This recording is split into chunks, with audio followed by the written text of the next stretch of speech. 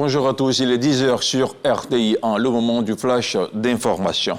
La Côte d'Ivoire et la Chine se rapprochent davantage. Mercredi à Abidjan, le vice-président de la République, Tiemoko Méliet Koné, a échangé avec l'ambassadeur de Chine dans notre pays. Le prochain sommet Chine-Afrique à Beijing du 4 au 6 septembre 2024 qui contribuera au renforcement de partenariats stratégiques entre le continent africain et la Chine était l'un des points abordés. La ministre des Affaires étrangères du Canada poursuit son séjour dans notre pays. Méliane Joly a rencontré à Abidjan les bénéficiaires du Fonds canadien d'initiative locale. Le but de la rencontre est de faciliter la réalisation de projets innovants à impact réel au sein des différentes communautés. Un reportage de Sidonie Davila.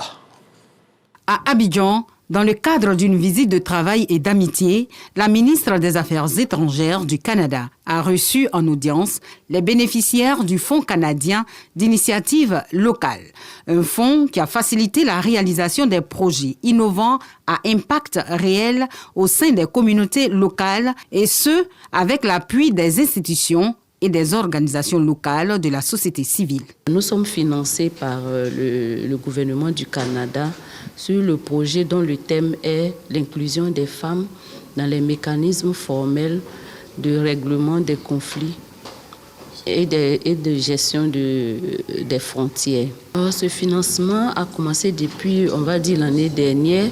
Nous avons fait la formation de 100 femmes dans la région du Bunkani. Nous les avons formés donc sur tout ce qui est les concepts liés à l'insécurité, le radicalisme, l'extrémisme violent, le terrorisme et les conflits communautaires.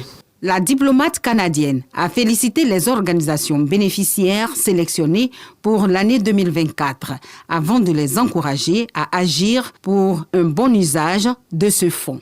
Cet appui qui démontre l'engagement du Canada à faire progresser des enjeux comme les droits humains, la démocratie, les changements climatiques en Côte d'Ivoire.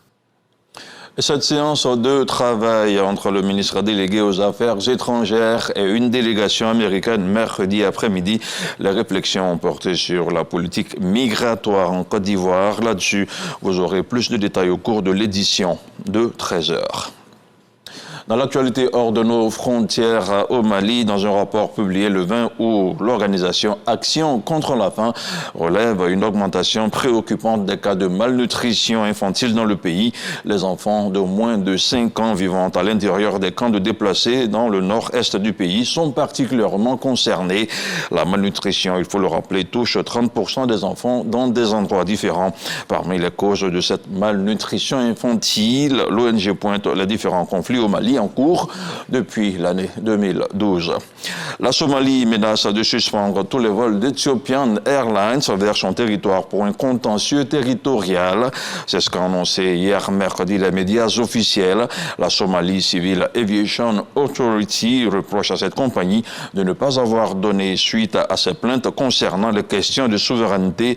Cet ultimatum s'inscrit dans un contexte de tension entre les deux pays. Et puis, depuis le début de l'année 2024, déjà 25 personnes sont mortes en tentant de traverser la Manche à bord d'embarcations de fortune.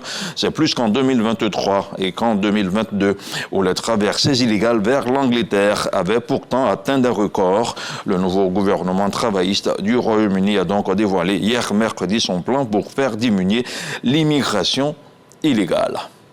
On se retrouve à 13h.